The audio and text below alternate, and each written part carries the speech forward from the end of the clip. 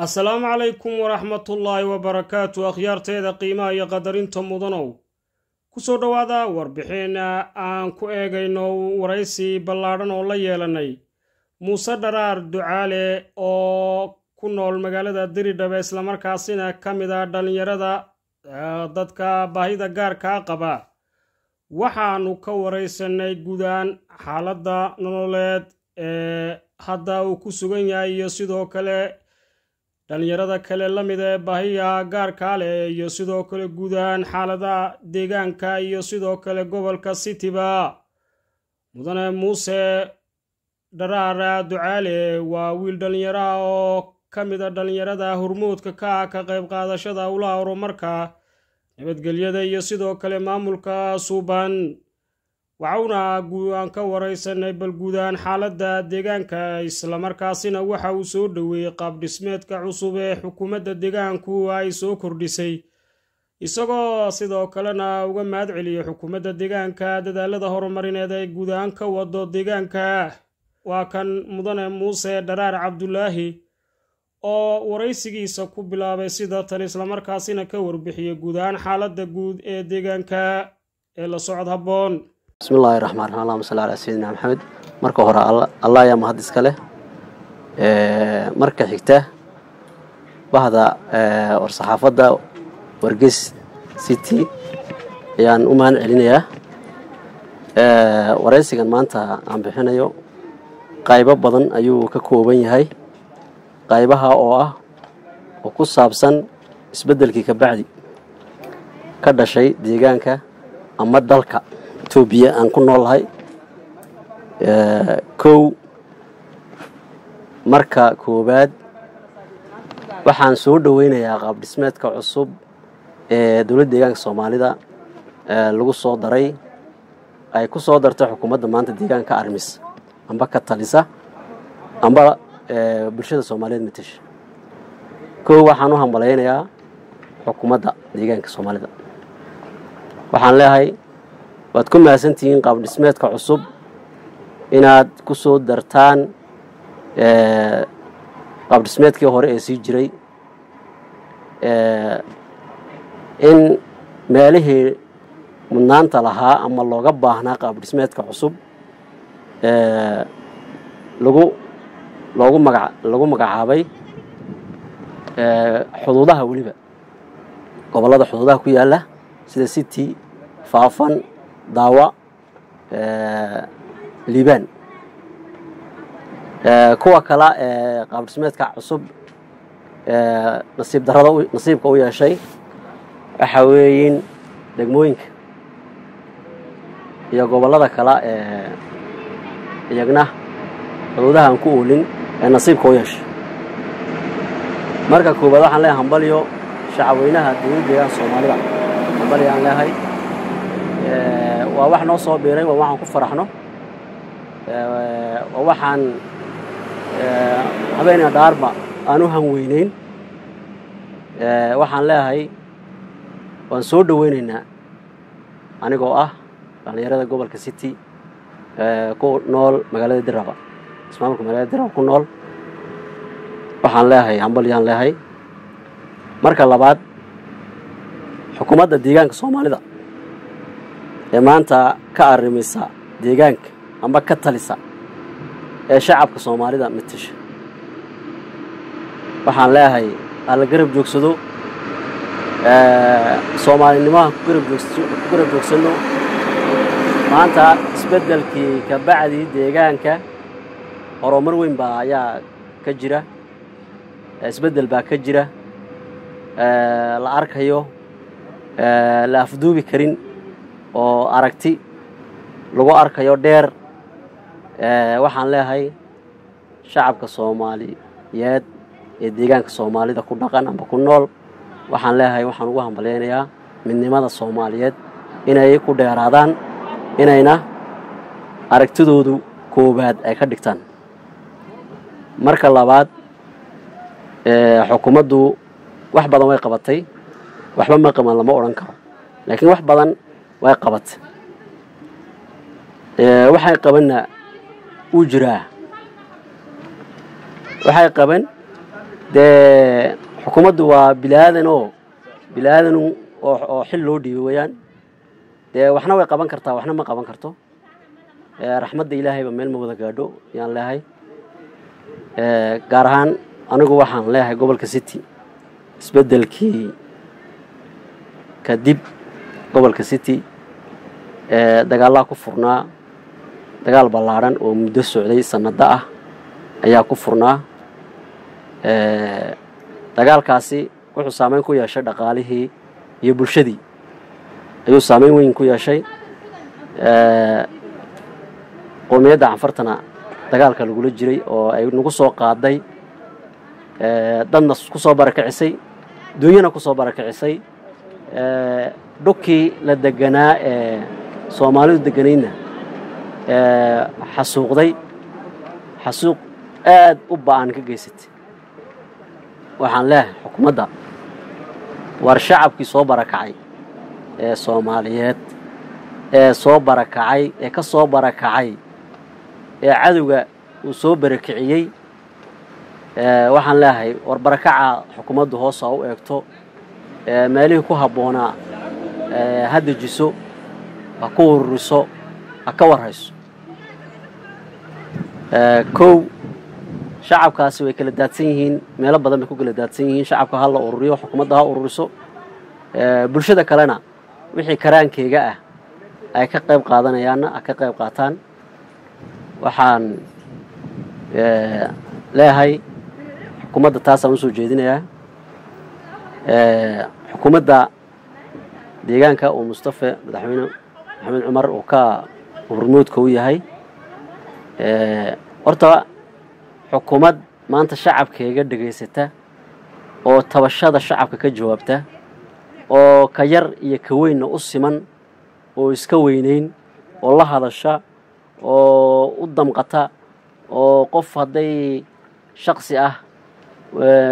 si xadgudub wax loogu sameeyo laga jawaabayo waxaan leeyahay waxa keenay dimuqraadiyadda iyo xorriyadda qowlka iyo waxa keenay bulshadii oo muddo dheer ay ragaadisay horumar la'aanta iyo caburskii dawladda TPLF majraha u haysay waxaan leeyahay maanta waxaan haysanaa fursad xisbiga BP oo shacabweynaha Itoobiya uu siiyay nabadgelyada iyo horumarka iyo midnimada yaan maanta haysanaa Soomaali ahaan maanta xageen ka taaganahay kow xageen ka taaganahay laba Soomaalinimadu mid maaha siyaasadda lagu dhalaan habaabiyeenay noqon xukuumadda lagu mijaxaamiyeenay noqon tu lugaha lagu qabtay inay noqon waa tu inay noqoto tu shacabka Itoobiya aan waxaan kaga soo goosan karno waa inay noqoto xukuumadda deegaanka maanta ka arrimsa ama ka talisa amba shacabka Soomaaliyeed matasha maanta nasiib waxaan u yeelanay madaxweyne deegaanka ninkii horta maanta waxaan oran karaa deegaanka Soomaalida abid waxa soo maray madaxweynayaasha soo maray abid nin siyaasadiisu xasilooni shacabka ku abuurtay dareen ku abuurtay ilbaxnimo ku abuurtay soo jiidatay siyaasadiisu ee noqotay waxa weeyin waxaan leeyahay shacabka Soomaaliyeed meel walba ay joogaan war midnimada Soomaaliyeed iyo dadnimada Soomaaliyeed iyo muqaddaska Soomaalinimo waa inaan ku dhiiranaa waa inaan maxaadanay gamcaas ku qasbanaa waa inaan aragti midaata ka yeelanaa waxaan leeyahay insha Allah taala anigoo hadalkayga sii badinayn gobolka City waxaan leeyahay qaab dhismeedkii cusbaaye u soo kordhay deegaanka oo dhan ku soo kordhay waxaan leeyahay dhalinyarada bilaa shaqada ah aqoonta leh maanta isbedelkiina ka qayb qaadatay waa in looga faa'iideeyo maaha aragtidaydu aniga maaha nin degmo iska joogay oo maamula oo maanta shaqo haysta in la soo dalacsiyo oo la keeno oo shaqo abuur adna halka looga sii dhigo maaha ayaan leeyahay aragtidayda waxaan leeyahay dhalinyarada bilaa shaqada ah ee gidaarka iska fadhida ee qaab dhismeedkuna ka buuxsamay aqoonta leh kartida leh waa in looga faa'iideeyo taas ayaan leeyahay kow waxaan leeyahay dadka baahiyaha gaarka qaba siyaasadda qasab in laga qayb geliyo ayaan leeyahay laba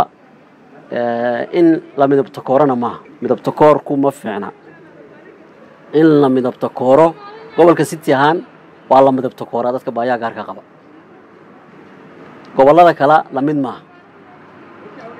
gobolka city dadka baahiyaha gaarka qaba waxa weeyin midabto koor weyn baa ku haysta waxaan leeyahay maamulka gobolka city iyo kuwa deegaanka joogaba waa inay arrinka hoos u eegaan arrinka hoos u bildhaamiyaan hoos ugu foorsadaan la arko cidda dhibaataysan cidda dantu hayso cidda maxaadana hayso maxaadana dhibtu haysato shacabka gudihiisa waa in shacabka war hoos loogu foorasado oo war laga hayo yaan leeyahay waxaan leeyahay maamulka gobolka city gaar ahaan kuwa degmooyinka nima meesha joogtiin allah anigu ni barakeeyo allah anigu asturo waxaan leeyahay waa inaad nima meesha joogtiin ee xubin ka tihiin iimaansatiin ood maxaadanay ku samirtiin shaqo dawladeed badaysiin shacabka xil u haysiin shacabka maxaadanay u haysiin shaqo waa inaad ku samirtaan meesha aad joogtaan oo shacabka u adeegtaan baan leeyahay taana waa iga talo ugu dambeyn mudane muuse dharaar cabdilaahi oo ah wiilkan dhalinyarada ay ka soo jeeda gobolka city isla markaasina ka hadlay xaaladda guud ee gobolka city waxa ugu baaqay odayaasha ku sugan magaalada Addis Ababa in ay miiska wadahadalka ku soo laamaan oo ay midnimada iyo sidoo kale Soomaalinimada ay ka shaqeeyaan waxaan leeyahay odayaasha Soomaaliyeed ee Addis Ababa tagay waxaan leeyahay odayaasha Addis Ababa jooga ee farakutiriska ah ee Soomaali u dhanayn unguridoonkaana waxaan leeyahay ku soo laama dadkiina Soomaaliyeed oo kala tashada dibta aad qabtiin iyo cabashada aad qabtiin ba kala tashadaan leeyahay waxaan leeyahay odayaashaas waa Soomaali diid baan leeyahay horumar diid weeyaan Soomaali diid weeyaan waxaan leeyahay oo kala in Soomaalidu marka ay wax tabanayso dhexdeeda ayay wax ku korfaysaa waxna ku saxdaa isbedelkii ka hor dawladda ka horeysay ilaahay baa keenay isbedelka horta marka koobaad marka labaadna bulshada ayaa ka qayb qaadatay marka saddexaadna xukuumadda Abiy Majaraw hayo ee federaalka ayaa ka qayb qaadatay waxaan leeyahay odayaasha dhaqanka ee jooga Addis Ababa dhaqankii Soomaalinimada aan dabada aan hayn amba ku joogin waa inaad ku soo laabantiin deegaankiina oo kaga arisantaan wixii jira wixii dhib jira wixii cadaalad darro aad tabanaysaan waa inaad halka ku arisantaan oo ku soo laabantaan assalaamu calaykum waraxmatullaahi wabarakaatuh guud ahaan akhyaarteeda qiimaha iyo qadarinta mudan intaas ayaan ku soo afmeeraynaa warbixinteennii ama waraysigii ballaadhnaa aan la yeelanay mudane muuse dharaar ducaale oo ka mid ah dhalinyarada gobolka city isla markaasina ka hadlay xaaladda guud ee gobolka iyo kan deegaankaba isla markaasina ugu dambeyntii sheegay in fiiro gaara la siiyo dhalinyarada baahiyaha gaarka leh oo laga qaybgeliyo arrimaha siyaasadda tan iyo kulanti dambe akhyaaray like iyo subscribe aan naga hilmaamina iyo kulanti dambe akhyaaray waxaan idinku dhaafaynaa sidaas iyo ammaano alle iyo nooli kulante